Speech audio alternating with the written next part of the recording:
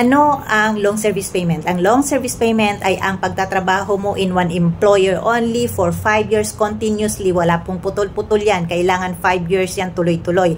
At dahil nga ang long service payment ay hindi pa mandatory, ang pinaka-rules niyan para maka-avail ka niyan is dapat si employer mismo ang aayaw sa iyong kontrata. Siya ay hindi na magpa-renew sa'yo or terminate ka niya, basta umabot ka ng 5 years pataas, ikaw ay babayaran ni employer. Pero kapag ikaw ay umayaw sa kontrata na yan, hindi ka makakatanggap ng long service payment kahit gaano ka pa katagal na nagtatrabaho sa kanila.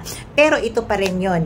May mga employers pa rin na kahit ikaw ang umayaw sa kontrata, mayroong mga employers na nagbibigay ng long service payment dahil nga hindi nila sinusunod yung rules na yun. Consideration na lang yan sa mga employers at kung gaano or maganda ba ang yung pagsasama. Kaya yun guys, binibigay pa rin yan ni employers. Pero kapag si employer mismo yung mga talagang kuripot o di kaya hindi masyadong galante sa atin, sumusunod talaga sila sa rules ng long service payment na kapag ikaw ang nag-break contract o hindi ka na pumirma, hindi ka makakatanggap.